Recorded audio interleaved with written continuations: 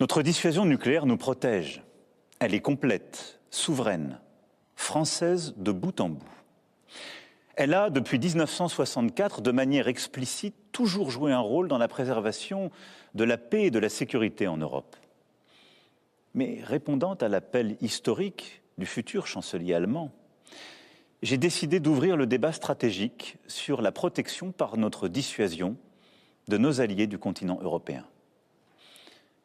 Quoi qu'il arrive, la décision a toujours été et restera entre les mains du président de la République, chef des armées. Maîtriser notre destin, devenir plus indépendant, nous devons y œuvrer au plan militaire, mais aussi au plan économique.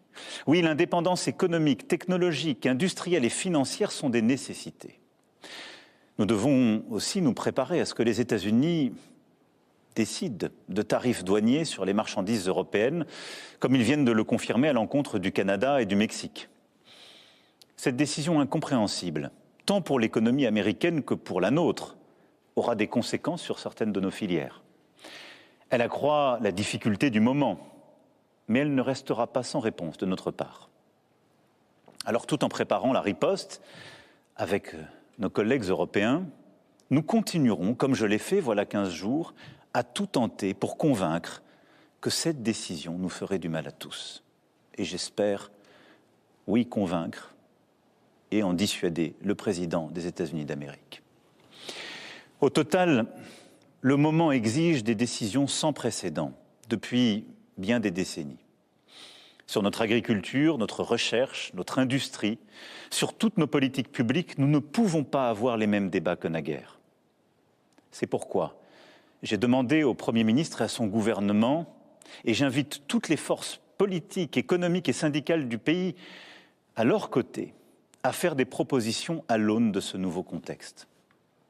Les solutions de demain ne pourront être les habitudes d'hier. Mes chers compatriotes, face à ces défis et ces changements irréversibles, il ne faut céder à aucun excès. Ni l'excès des va-t-en-guerre, ni l'excès des défaitistes. La France ne suivra qu'un cap, celui de la volonté pour la paix et la liberté, fidèle en cela à son histoire et à ses principes.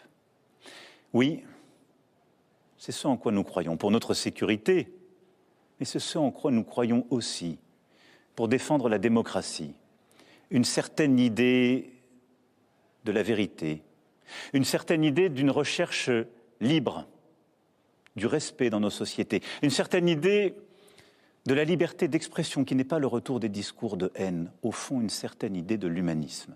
C'est cela ce que nous portons et qui se joue. Notre Europe possède la force économique, la puissance et les talents pour être à la hauteur de cette époque. Et que nous nous comparions aux États-Unis d'Amérique et a fortiori à la Russie, nous en avons les moyens. Nous devons donc agir en étant unis en Européens et déterminés à nous protéger. C'est pourquoi la patrie a besoin de vous, de votre engagement. Les décisions politiques, les équipements militaires, les budgets sont une chose, mais ils ne remplaceront jamais la force d'âme d'une nation. Notre génération ne touchera plus les dividendes de la paix. Il ne tient qu'à nous que nos enfants récoltent demain les dividendes de nos engagements. Alors nous ferons face, ensemble. Vive la République, vive la France.